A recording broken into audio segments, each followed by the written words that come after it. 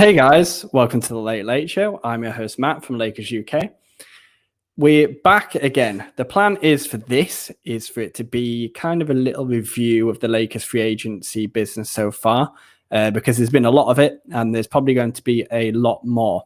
So I think it's a good time to kind of get in kind of a little bit of like a middle area, and then we go from there really. We've got no plan, so I do apologize if it is a bit all over the place, but it is what it is. We've got a lot to go through. There's no special guest today. It's just as regulars. I'm joined here with Jonathan Kiernan, who is practically a co-host nowadays. How are you doing, mate? Everything good over there? Yeah, all good. We got some decent signings over the last 2 to 3 days. So yeah, very happy.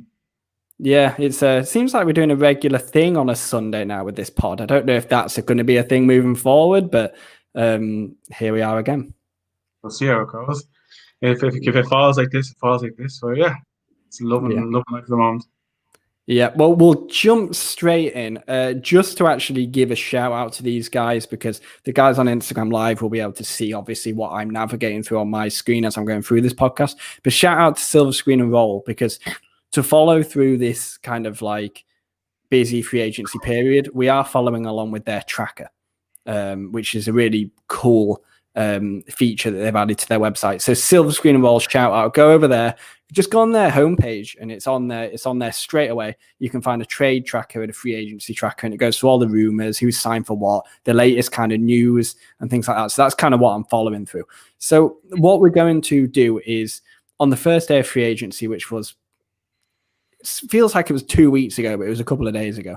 And the Lakers went out and signed Wes Matthews was the first signing. Obviously, people will probably want to hear us speak about other players first, but we're going to start with Wes Matthews and then go from there. So yeah, he was the first player that signed. He's coming in on a 1 year, $3.6 million deal, which is a veteran minimum, or in and around a vet minimum, I believe. So yeah, Jonathan, what do you think of Wes Matthews as a signing for the Lakers? It's actually just probably ideal, because obviously last season with Danny Green, the $15.5 million that he was getting paid really dictated his entire season. To be honest, it was if he paid badly, it's like, oh, he's being paid $15.5 million. He needs to be doing better than this. If he's paying well, it's like, oh, he's being paid that amount of money, like he should be doing this. But where this is the perfect situation for the Lakers and for Wes Matthews. He's getting paid a certain amount of money. So I think it was the biannual exception, about $3.5 million. He's getting paid this season, and for us, that suits Lakers down to the ground. We get a guy who has a similar level of production to Danny Green last season for virtually $12 million less. Like that's nothing but a win for the Los Angeles Lakers. And we get a perfect veteran who can basically slip into the exact role that Danny Green filled. He can play shooting guard, he can play small forward, he can defend, he can shoot threes. And we got him for, well, I wouldn't say next to nothing, but like a bargain, an absolute bargain. And again, he's a veteran that's been around the league. He was injured in the past, and I think it's taken away some of like his ability, but still, he's still like a very, very serviceable player. And I think it's not going to be much of a drop off, if any, compared to Danny Green. So yeah, I think it's a perfect sign for the Los Angeles Lakers, and yeah, perfect rotational piece. Yeah, I think he's pretty much exactly what we needed. So in the obviously the trade that sent Danny Green to OKC, and obviously to people listening who don't know, he's since gone to Philly. So he's going to be suiting up for Philly next season. Good luck to him. Obviously, with getting Schroeder back, that was fantastic, getting that kind of high scorer, ball handler, guard type of player. But we did lose that wing size, the defense, things like that. And this is what this is. I think this move is the other side of Danny Green that we lost. The defense, just the sheer size, and the shooting as well. I mean, I've got his stats up here, and he's not high volume, but on the other hand, Danny Green wasn't high volume, and he shot 36.4% from three last season in the regular season, which isn't fantastic, but that is still above the league average. And not to mention, Giannis is obviously an incredible talent. He's not LeBron James. LeBron James led the league in assists last season. AD is probably one of the best, creative big men in the league, finding that open man. So he's going to get even more looks and he's going to get even more open looks. So I think that percentage will probably jump up a little bit. If we can get like 37, 38, obviously if it's any higher, fantastic. 37, 38% would be absolutely brilliant from Wes Matthews. And one thing I didn't realize is he shot 39.5% for Milwaukee in the playoffs last season. Obviously they had a bit of a car crash playoffs, but still from an individual performance side of things, that is a very good it's very good production, you know what I mean? And he's already been in that position with the Bucks, but not high volume, kind of just getting shots open, standing in the wings, probably averaging like 6, 7, 8 points per game, if that. I don't think we really even need to see him getting double figures, to be honest with you, that much this season. I think, he's a very good signing. Just quickly looking at his age. 34, so a bit older. So I'm not sure what his ability will be on the defensive end in terms of keeping up with really speedy, strong guards and wings, but we'll kind of just see that. But I just think what's wrong with that move? I don't think anyone can really find much wrong with that move. It's just a solid move. 100%. I think we need to take into account last season. I'm just double checking now. He started every game last season, started all 67 games for the Milwaukee Bucks. But he was also splitting his minutes with Dante DiVincenzo. He was also splitting his minutes with Chris Middleton, moving from both positions. So if he gets more minutes with the Lakers, I can see him potentially averaging 10 points a game. But again, I don't think we should be putting the same level of pressure as we did in Danny Green. With Danny Green, the money dictated a lot of production we were expecting. So I'd say points would be great. If he got the 8 points he got last season, played hard in defense, made open threes, pushed the ball around, then that is absolutely perfect for us. We're not expecting miracles. We're not expecting him to be playing like an all-star, but just be a solid rotational piece for the Lakers, hit an open three and defend, and Lakers Nation will love you. Yeah, exactly. And we move on to the other signing in the first day of free agency. So I woke up and saw this. Obviously, this all happens at like 4, 5 a.m. like for us over in Europe. The Lakers walked over to the Clippers, slapped them in the face, and took Montrez Howell. We took their lunch money. That's what we did. We took their lunch money. Which is a very, very bizarre move. It's a fantastic move for the Lakers. It's very bizarre. I didn't see that coming. It was very strange because earlier in the day, Montrez Howell did a tweet that said, "Today is going to be very interesting," I think he said, which obviously in hindsight now was a very interesting day. I responded to him with Lakers UK Twitter handle and said, "Are you signing for the Lakers on a vet minimum?" That was a joke. I never expect. Obviously, it wasn't a vet minimum, but I never expected him to even be in consideration for the Lakers. I thought he was completely out of reach, but he's signed with that mid-level exception. I haven't got it here, but I believe it's that mid-level exception, which is about, is it 9 million or something? And he signed for 2 seasons. The second season is a player option, is it? Yeah. Yeah, and so that's what he signed for. Let's get into this. Montrez Howell is a Laker, not a Clipper, but a Laker. Reigning 6th man of the year, we will add in as well. You go. Wow. I have to say, this is potentially, I think it's up there with kind of bringing back Dwight. This is one of the weirdest signings the Lakers have made in a very, very long time. Like one of the most unexpected.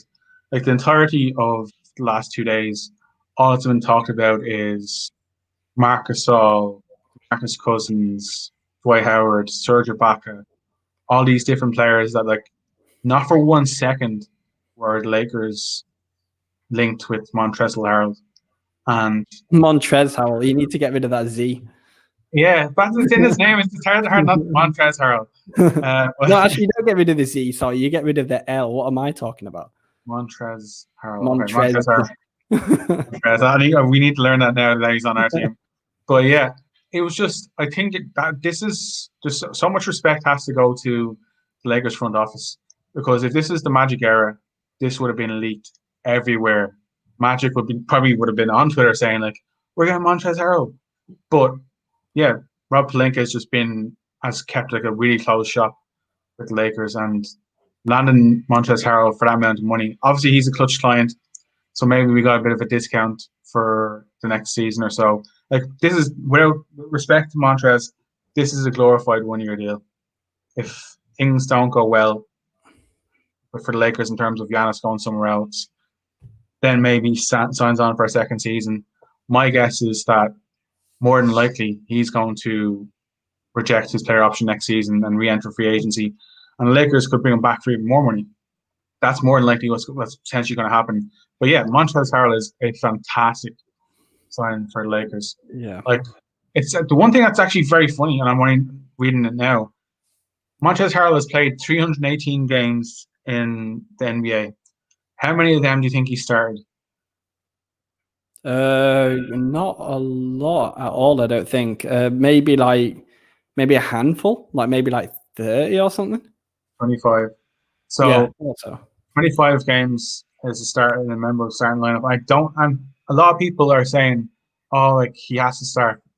He's not starting. There's no way that he's starting. And then people that are saying that, I hate kind of shooting people down, but like, he's not starting. It's no. And I think the majority of people can see that he is not starting. He is a bench, high energy. He's a bench leader.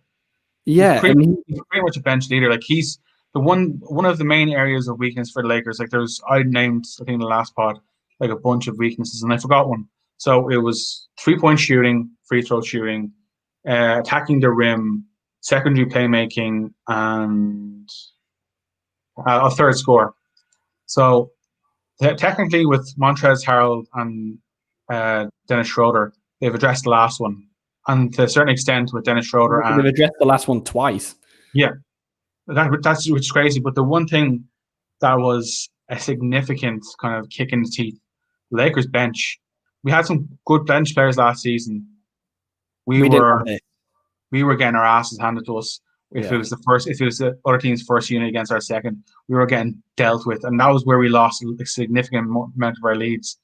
Now with Dennis Schroeder, who again arguably is probably not going to start, I'd argue that he probably won't start a game because they'll want to kind of divvy the minutes between LeBron starting in the starting lineup and Dennis Schroeder being the secondary playmaker for the second unit.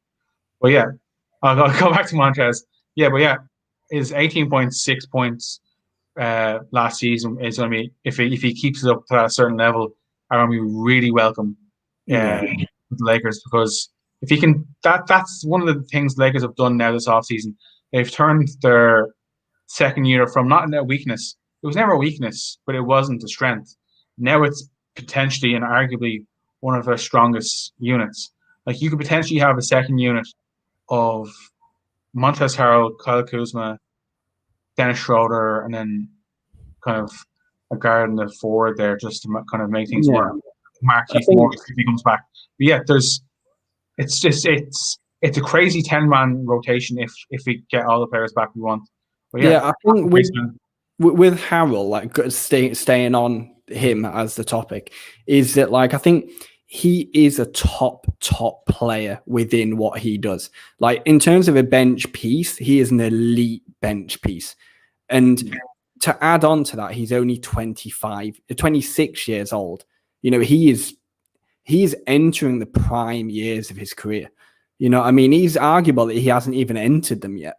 And to be, and we were speaking about this off air as well. The players that Schroeder and Harrell are, they offer value. So if you want to go and flip them, you can flip them and get some picks back.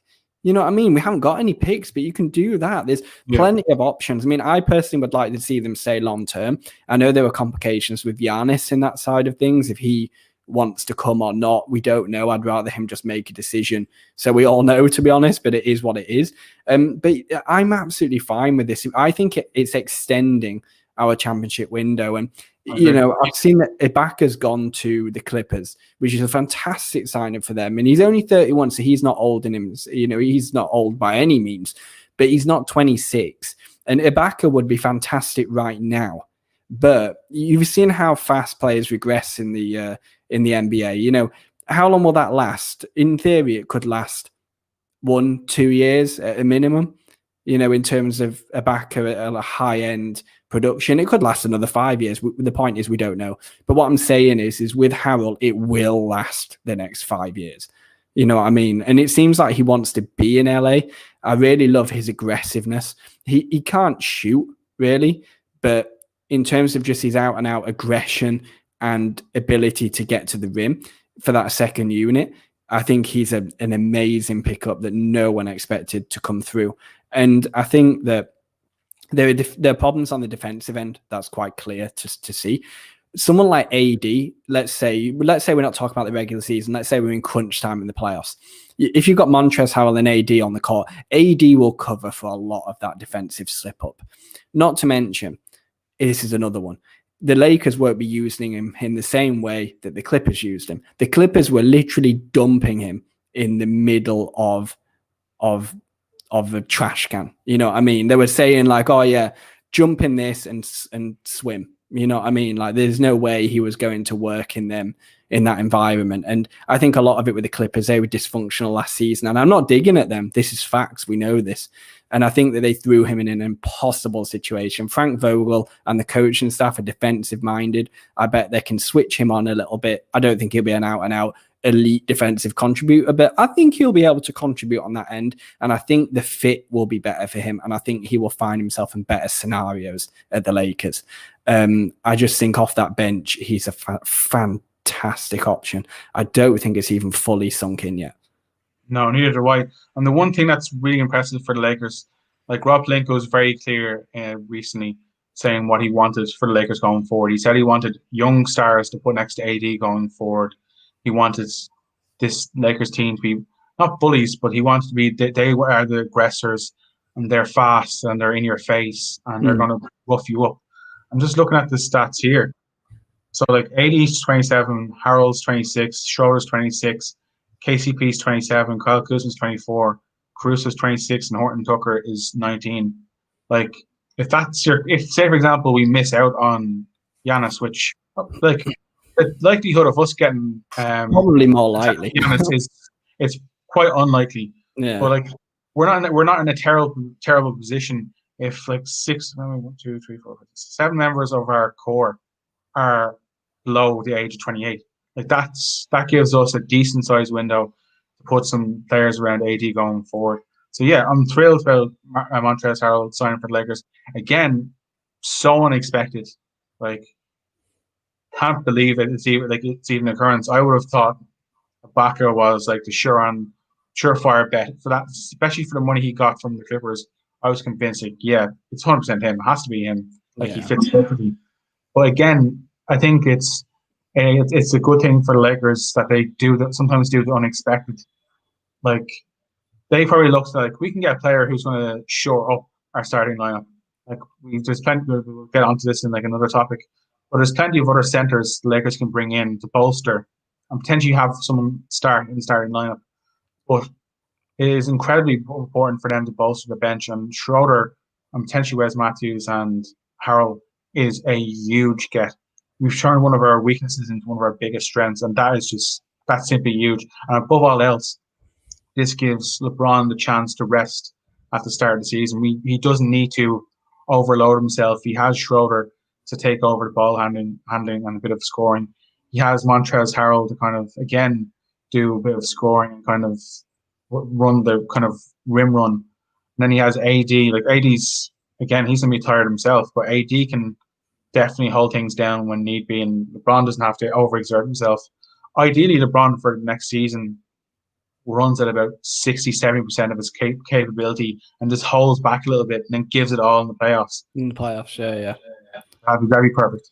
Yeah, I think it is a very impressive pickup, and I think, you know, majority of championship contenders, like the Lakers last season, are usually well in their 30s. I think the Lakers were one of the oldest teams in the league last season, and to be able to maintain that championship contention and get considerably younger at the same time, it's phenomenal moves by Rob Pelinka. Phenomenal moves, especially when we have no pieces, we have no draft picks, haven't really got a lot of assets, to go out in free agency, and Montrez Howell could have got a lot more money. I think he was looking at an offer from the Hornets before they went and got Hayward.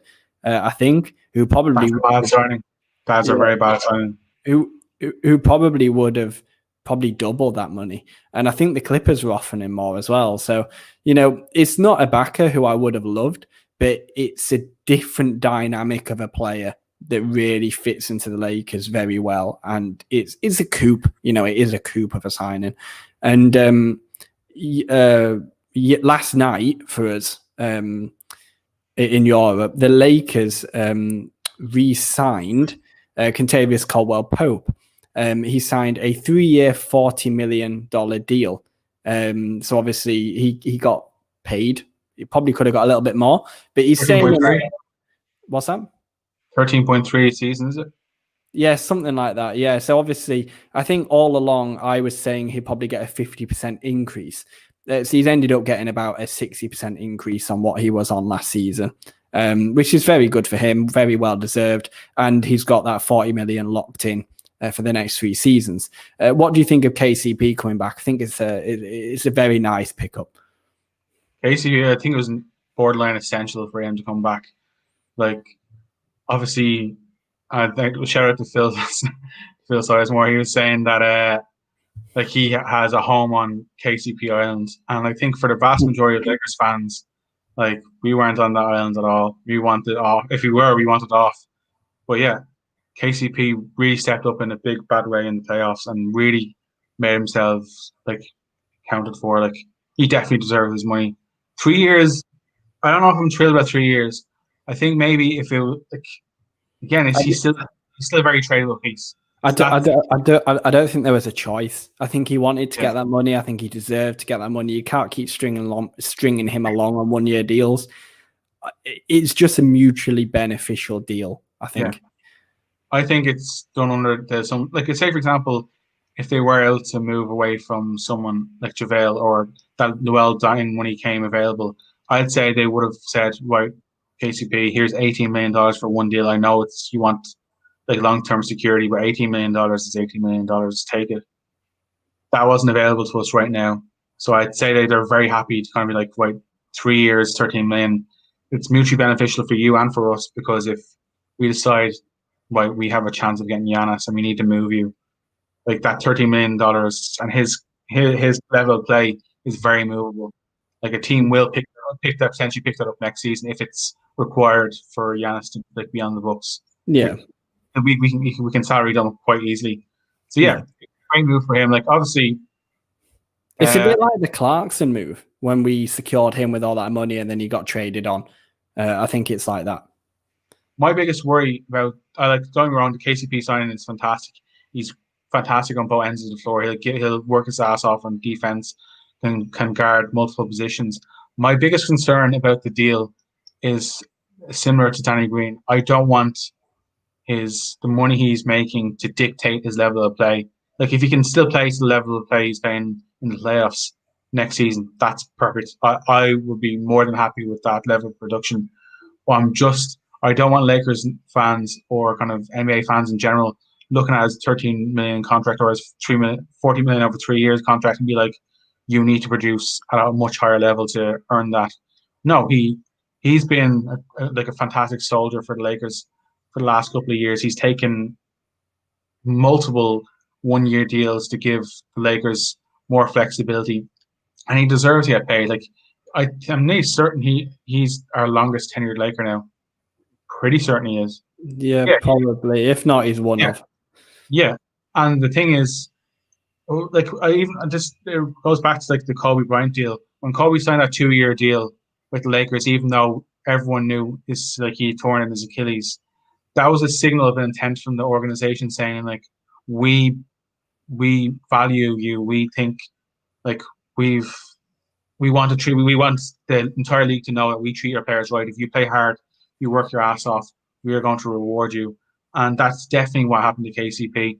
They were doing everything in their power to ensure that KCP didn't go elsewhere. Like there was obviously people linking him with the Knicks and with Atlanta. Atlanta and Charlotte.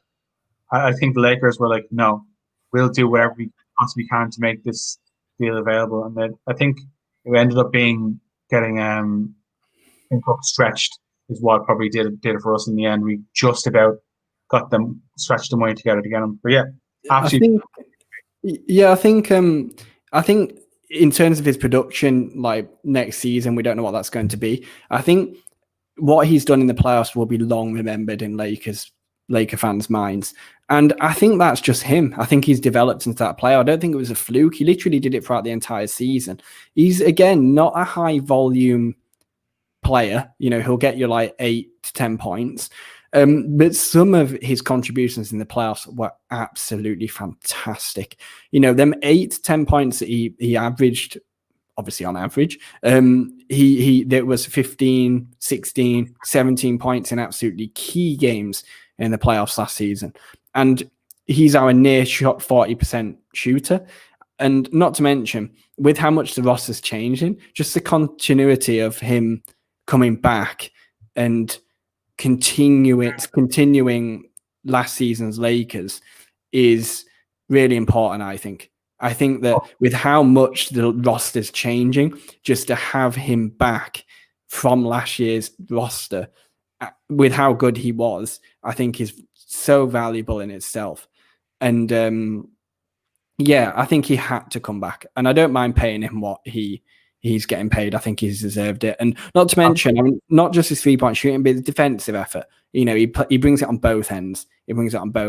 And, he's been absolutely fantastic the way he developed last season. And I'm pretty confident it will continue. I think he's a player that you could sign, put him in his role, and he will just do what he needs to do. I don't think we need to worry about KCP anymore. He's snapped up and he's going to fill a vital need for the Lakers next season and potentially beyond. Absolutely. Another clutch signed as well. Yeah, exactly. And what we're going to do is just very quick. We won't get on it too much. AD, most people expect him to sign with the Lakers. They're expecting it to be a 2-year deal, maybe like a 1-on-1, something like that. Whatever gets him to 10 years of service looks like it's going to be what it is. He's going to take his time with the decision. We've got around the time of Thanksgiving, which I believe is Thursday. We're recording on a Sunday right now. I believe that's next Thursday or in and around then. So it's probably going to be later on in the week that we're going to hear something from him. We will move on to other names in free agency very quickly, so we'll be quite sharp and concise with this. But what do you think is going to happen with AD? I think more so than anything, AD is going to wait till when's Thanksgiving next weekend? Yeah. I think it's next Thursday is what I was saying. I have a feeling that AD to a certain extent is probably, and I know nothing about. Like I'm talking off the top of my head here. There's a very real chance that AD is waiting to hear what Giannis is going to do. I don't think Giannis's decision is going to be dragged until December. I don't think that's going to happen. If Giannis says, I'm going to sign on the dotted line, Supermax deal with the Milwaukee Bucks, then AD's going to sign his 5-year deal and secure the bag now, secure his long-term future just in case he was considered injury prone before he came to the Lakers. So he's going to want to secure a long-term deal to ensure that even if he does get injured, he's covered long-term. He's got his guaranteed money.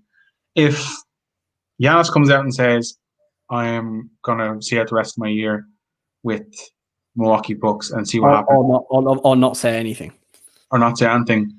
Then AD is signing 1-on-1 and he's going to put the Lakers in the best possible position. And himself in the best possible position as well. Like this, he's not being like a martyr. He's realizing, right, if we can get me, LeBron and LeBron and Giannis on one team, who's like, with respect to the rest of the league, who is beating that? You have two multiple-time MVPs. You have two guys who are defensive player of the year caliber. You just surround them with shooting and like it's over. Like, with respect to the rest of the league, that is over. And you can talk about KD, Kyrie, and Harden. Harden's not going to come, by the way, just for all you Nets fans out there. But yeah, that is probably the scariest trio in the history of the NBA, and I don't think it's even close. Like, for me, that's one of the scariest trios I've ever seen. You have 3 MVP caliber players. Well, obviously, LeBron is coming towards the end of his prime, but yeah, monstrous. I expect AD is going to put himself in the best position to win. And if Giannis signs on the dotted line, it's a 5-year deal for AD. If it's Giannis doesn't, it's a 1-on-1. And I'd say he's going to position himself in the best possible way to get to his 10th year, get the absolute max money he can possibly get. Also put himself in a position to win. Because that's the exact reason why he left the Pelicans. He left the Pelicans because they had no shot of winning anytime soon. And if he needs to kind of find a good balance of me getting paid and me winning long term. And if Giannis offers him that opportunity, then he's going to take the opportunity, because that could be the next decade. Like, he could be competing for a championship for the next 10 years, and not just with LeBron, but without LeBron as well. That's the main goal, along with the money. I think a lot of it don't come down to Giannis. I don't think Giannis's decision has much of an influence on it. I think Giannis will do what Giannis does. I don't think we'll hear. I don't think we'll hear it. I think it'll continue. Giannis will do what Giannis does.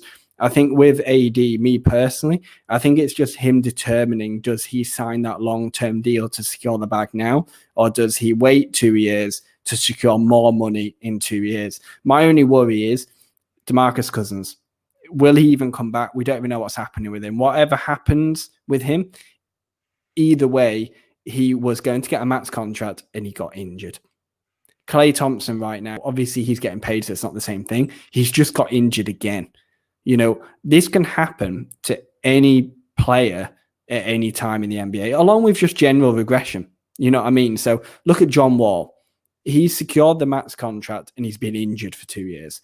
Look at Russell Westbrook. He secured the max contract and his stock has plummeted, but he's secured that money. I think AD could potentially sign a 5-year deal because he has a similar thing in mind. Their career's short. Sometimes you only get one opportunity to secure that bag. AD might have 2. If he does the 2-year deal, and then he goes on to sign that Supermax extension afterwards, whatever. Yeah. He could get injured next season. He could go out and go and break his leg or pop his ACL or whatever. Touch wood, that doesn't happen. I'm actually touching wood right now. But you don't know. So I personally think he'll sign that 1-on-1 deal to get him to the Supermax. I think his agency will be banging on him to do that. I really won't be surprised if he signs a 5-year deal. I think we could see a huge, I don't know what the numbers would be. Someone would have to come back to me with realistic numbers, but I think if it's something like a 5-year, $200 million deal or something ridiculous, he can tie into long-term sponsors in LA, long-term partnerships in LA. He can just get long-term everything money-wise within the market that he's in. And he wants to be where he is. He forced to move to the Lakers. He wants to be here long-term. So he's got the opportunity to sign that long-term deal. That's how I see it. But either way, even if it's a 1-on-1, I think unless anything drastic happens, which I don't think it will do, because the Lakers are going young. Montrez Howell, KCP, Dennis Schroeder. It comes to that again. The window is extending. With that window extending, even if he signs a 1-on-1, we'll get him on a Supermax in 2 years' time. It doesn't matter. Yeah. It could happen now. I've got a feeling it could happen now. I think he could actually do as well that could help the Lakers. He could back end his 5-year deal, so he can get push the extra 5% onto the end of his deal. So in the season of 2021, he might be at just as the salary cap goes up, because remember it's dropped, so it's going to start to go back up again. Yeah, he could definitely kind of back end his deal and kind of have the more money coming towards the end of his contract. Obviously there's an escalator on most contracts, like Russell Westbrook. By the time he finishes his contract, it's going to be paid 48 million. Something far more than it should be. Something astronomical. But at least if the salary cap goes up, and that way, it'll be offset against the actual salary cap. Yeah. Again, I completely agree with you. I don't. If he signs his 5-year deal, it wouldn't shock me in the slightest. Yeah. Like he has to look at someone like Marcus Cousins and be like, well, his career's not ended. It's close. It's very close for DeMarcus. One more injury away. Yeah, and he has to realize like, right, I've made decent money throughout the part of my career now, but no, like this is generational money. This is my family never have to worry ever again. Well, probably he's at that stage now. Yeah, but this is like my kids don't have to worry again. Generations will never have to worry about money ever again. They'll go to wherever college, to wherever school, they'll have whatever clothes, whatever cars. This is forever money. Or some people call it the FU money. So that's your FU money. But yeah, I can see. I wouldn't be surprised if he signs a 5-year whatsoever. Yeah. And what we're going to do is we're going to scarper on and move on with topics. Right. Let's see what we've got on the Patreon questions. I think they all kind of like fall in with what we're going to talk about. Right. So the Lakers aren't done in free agency. What? Right. How should we do this? You say, because if I say to you, who should the Lakers say, you're just going to go and tick them all completely off the board before I even start talking. Right. You give me a name of who the Lakers should sign next, and then I'll give you a name back. A name or need, or a need linked with a name, something like that. So I'll let you go first, and then I'll follow, and then we'll just go from there. Okay. I think we need starting caliber stretch 5, and my choice would be Marcus Howell. Yeah, I think that is the need right now. I don't think McGee could carry that load. I think he could, but I don't think they want him. It's just not good, is it? He showed his true colors. Well, we respected JaVale. JaVale was pretty decent throughout the regular season, but it's fine being a regular season player. It's all about being a playoffs player. And to say JaVale disappeared is an understatement. He was nowhere to be seen the entirety of the playoffs. He wilted. And that, like, if Pelinka has preached being tough, being in people's faces, kind of grit and grind, break people down, and JaVale is doing the absolute opposite. He was a turnstile. Obviously, he was against someone like Bam Adebayo, and he didn't play much against the Miami series, and against Jokic. God damn, like, he was borderline unplayable. And having someone like Marcus Howell who can stretch the floor, and even more importantly, can pass out of the paint, like, that is essential. And again, he's regressed, definitely. But you have to remember that he's a bit like Dwight, like a more talented Dwight. Like not in terms of skill set at all, but in terms of where they're at in their career. Oh yeah, 100%. And like, he can stretch the floor, he can pass out of the paint, he can still score, and he's a former defensive player of the year like Dwight. And above all else, having lost Rondo to Atlanta and having lost, good luck to him, by the way. Good luck to Rondo. Like, I never liked you really, but like for him to tell the Clippers to do one and then go to Atlanta, it just makes him more of a Laker legend. Oh, 100%. I think to a certain extent he realized that, like, he didn't want to ruin, like, to a certain extent Boston fans might not be fond of him currently. So I don't think he wanted to ruin his kind of style. But yeah, fair play to him. He went to Atlanta, and above all else, I think the Lakers, and I remember Jared Dudley bringing this up, the Lakers value that kind of brain trust thing they brought together. They value having people that have a really high basketball IQ, who they can kind of, if things aren't going their way during games or during a playoff series, they can just get in a huddle together, like, after a game, speak for a couple of hours, ping ideas back off each other. And even though his skill set is waning, Marcus Howell is a high basketball IQ player, like a very high basketball IQ player. So, having someone in that kind of, who can come in and just kind of gain the respect of LeBron and AD, or right off the bat, having been like playing at the highest level, and he can just kind of give ideas and kind of crap on ideas if he doesn't think they're good. So I think that's essential. This depends if he takes a vet minimum. He doesn't need to take a vet minimum, and he's better than a vet minimum. Is if he wants to be at the Lakers. This is the question. Give me some other names of centers. We won't go into them because I don't think we have time. Yeah. But what other centers could the Lakers look to sign? Who's available on the market? DeMarcus Cousins, good signing again.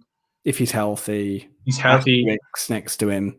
I still think it's going to be him. Okay. I still think I'm quite not certain, but I'm like 95, 96% certain it's going to be him, because I think they tried to create his agent tried to create a fake market for him. Yeah, I think another one could be Aaron Baines as well. Still signed. I think he's more than a vet minimum, but he would be a brilliant addition. The Marcus Hall thing could happen if they guarantee him that he's going to be the starting center next season. But he will be. Whoever comes in will be the starter. Yeah.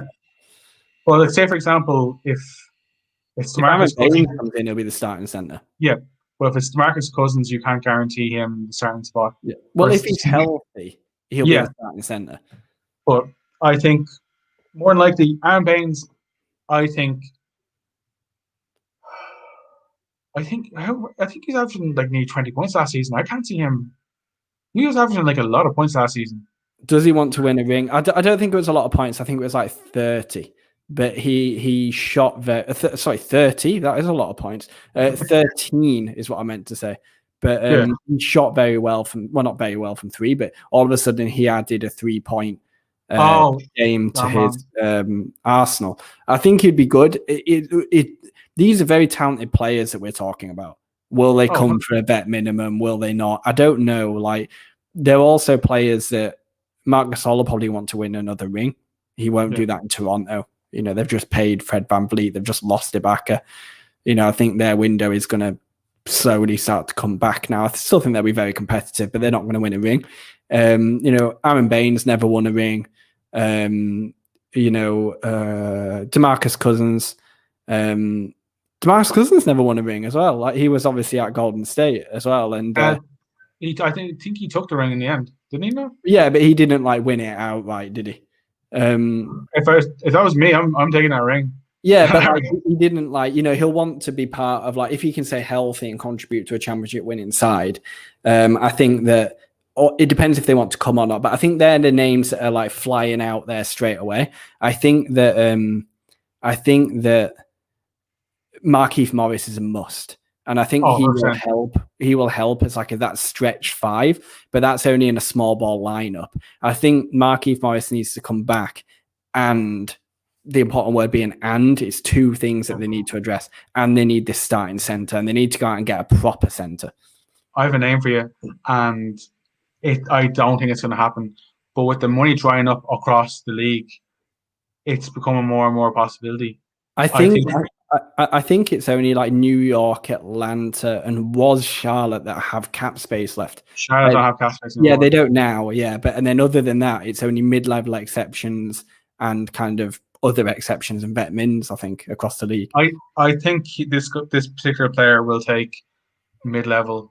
Go on. Hassan Whiteside. Still on the board. Did you say you take a mid-level exception though? I'm very sure he's going to take. We don't have anything. I know, but I'm very sure he's going to take a mid-level exception somewhere. Oh, just somewhere. Right. Okay. I know we can't offer him that. Yeah, if he could come on a vet min, I'd take him. But he's. I take anything we've just said. I have never been the biggest fan of Hassan Whiteside. Because the funny enough thing about Whiteside, he's been part of some decent teams, but he's never been he's never shone for any of them teams. He's just been he seems like a very kind of. I think Miami early on, he showed a lot of promise. Yeah, think about this last season. He's still on the board, and last season he had 15.5 points per game, 13.5 rebounds per game, and 2.9 blocks per game, and he's still on the board. Yeah, I think that someone's going to have to offer him mid-level, but if they don't, I would be in there like swimwear Yeah, to get I think something. if he wants to, and it's the same with all the other names that we've mentioned, they all fall in the same category. Do they want to win a ring? Do they want to sacrifice the money and win a ring? Some players do. You know, we saw it with like the likes of Dwight, like last season. Some do. We just need to find out who. And it could happen, but it could happen within 12 hours of this pod going live. You know what I mean? We don't know. But I think we do need a starting center is what we're getting at. And it needs to at least be a decent starting center. If it's someone like Whiteside, he's always been like a high usage guy, like 30 minutes per game. I think, you know, he comes to the Lakers, we only need him to play like 20 minutes per game. You know what I mean? We wouldn't have to rely on him as much as he's been relied on with other teams, you know. That's the beauty of the team that we're constructing. And I think just before we do head off, because we all round up soon, the Lakers made the league go big. The Lakers destroyed the league with traditional centers. The Lakers are going to destroy the league going small this year. Rob Pelinka is absolutely a step beyond everyone. As they're adapting to the Lakers going big and having won the championship, the Lakers are going to zip the other way. They're still going to stay big, you know what I mean? Because like AD at the 5 isn't exactly small. But I think small ball is going to be very big next season, very big. I think if we can get a traditional center in to start at center, just a bit like to give us that option, a bit like Dwight did in the Denver series. And then we've got players like Montrez Howell. We've got AD that can slip over to the 5. We've got Marquis Morris as well, that hopefully does come back. I think the Lakers could be devastating small ball team next season. Oh, 100%. I like just one quick thing before we go. Like I think someone like, you didn't get to mention it, but someone like Nicholas Batum would be perfect as a like wing depth for us. Someone like him, ideal. On a minimum, yeah. Yeah. Nothing like, obviously we can't afford to offer anything more. Markieff is essential. Like, I think we need to give ourselves as many options at the center position. We need a traditional big like Marc Gasol who can stretch the floor.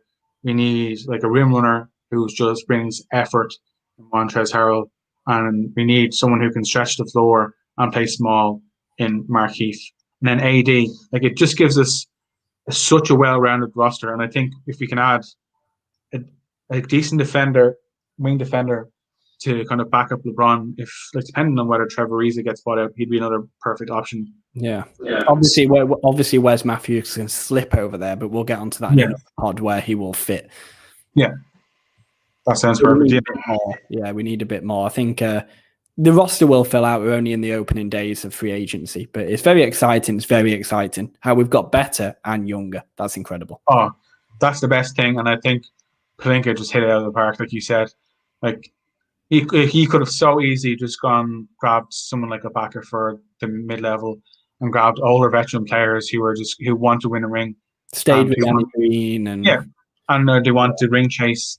He could have easily done that, but he said very smartly in the press conferences, they're not looking to win 1 year and then be like the Boston Celtics and like just be rubbish forever. It's fast before they win again. But we really want to have a consistent winner, and getting all the players we've gotten puts us in the position. And we're not going to say with the players we have we're going to win again next year. It puts us in a better position. I will feel pretty confident in that. But yeah, we're in a much better position next year. And again, healthy. If I had to choose, a healthy DeMarcus Cousins over a healthy Marc Gasol. But a healthy Marc Gasol over an injured Marcus Cousins is for me. Yeah, I agree, because even though he might be healthy right now, you don't know how long he's going to be healthy for. My worry. But yeah, we'll get out of here. To everyone watching, listening, you'll probably see or hear from us, depending on how you consume these podcasts. Maybe in the week, I think with how fluid everything's moving, we'll probably maybe have an emergency podcast when AD signs a 10-year, $400 million deal. But we'll that's obviously a joke. He probably will sign that one-on-one that'll be worth like 50 million or something. No, obviously not 50 million. It'll be like 72 million or something like that. But yeah, we'll wait and see what will happen there. But we will shoot off. We'll get out of here. We're at a good time for this. You'll see us soon. Lakers been very good so far in free agency. Very good, actually. Incredible so far in free agency. Before we head off and we'll do the outro, give us a grade for how free agency has gone so far. What do you think? Oh, me. Yeah. So far, B+. Yeah. I don't think we've made any franchise-altering moves. We need to figure it out as well. Yeah, we haven't made any franchise-altering moves at the moment. We've put ones that are going to put us in a really good position going forward. So I think B+ or B would be a very fair grade. We've definitely gotten better. Yeah. If we can pull Marquis or Hassan Whiteside out of our asses, that would be great. And if you can get maybe another point guard who can contribute, like he's not going to, obviously we have Caruso and we have Schroeder at this moment in time, like as our only kind of true point guards. But yeah, pull another one out of our ass. If you can pull a point guard, a decent point guard who can contribute off the bench, who isn't going to ban too many minutes. If you can get a wing behind LeBron who can defend multiple positions, again, like this is going to be hard things to get. You can get a wing who can defend multiple positions and stretch the floor. Big ask. I understand. And if you can get another big man who can just stretch the floor and do everything, like the thing is, it sounds like we're asking for a lot, and technically we are, but we have the confidence in Rob Pelinka to get all these things. That's the kind of the scary thing about the Lakers is we have the players right now who compete, but we also have the faith in Rob Pelinka and the Lakers organization to go out and additionally get players who are going to help the organization, because that's just what Pelinka's done. And again, you've said it and I'll say it again, Pelinka has been a superstar this offseason. Like and over the last, since he's really taken over the reins, he's pushed this franchise to kind of different heights. And like Kobe can be incredibly proud of him. And his words on Twitter when Pelinka was brought in are correct. Nobody knows basketball like Pelinka. He knows both sides, being an agent and formerly being a player like in the NCAA.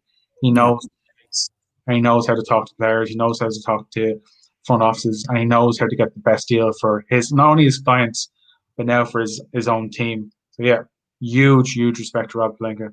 Yeah, I think it's been a promising start so far. We just need a little bit more. And the Lakers have obviously just won a championship as well, so they'll have that kind of pull in free agency for the likes of Gasol, Baines, DeMarcus Cousins, Nick Batum, any other signings moving forward. Let's get out of here. Right, Jonathan, where can people find you? You can find me on Instagram and on Twitter at Jonathan KNBA. I'm not going to spell it out because I do it all the time. I feel weird. Yep. So I'm just going to do the outro now. Thanks for coming on, Jonathan. I'll probably see you midweek. And One second. Yeah. Patreon members. Yep. I'm going to get onto that as we do the outro. So we did have some questions for Patreon. We didn't address them one by one because we just didn't have time. We had a lot to speak about, but they did get covered, the ones that were relevant to what we were talking about in free agency. So all the questions did get covered. Huge thank you to our Patreon members. That's Amandeep, Fardi, both Jonathans, Benjamin, Massimo, Cole, Adam, Phil, Steve, and Jamie. Your support is much appreciated. If you're interested in supporting us whilst unlocking the full Lakers UK community plus perks, visit www.patreon.com/LA Lakers UK. Right. If you enjoyed the show, everyone, please be sure to tell some of your Laker friends about it. You can find the Late Late Show on all major podcast platforms. Please follow, like, share where possible, and leave a review. Be sure to follow Lakers UK over on Twitter and Instagram under LA Lakers UK. Check out our website, LakersUK.com. We will catch you next time when the Lakers have made some more signings. See you later, guys.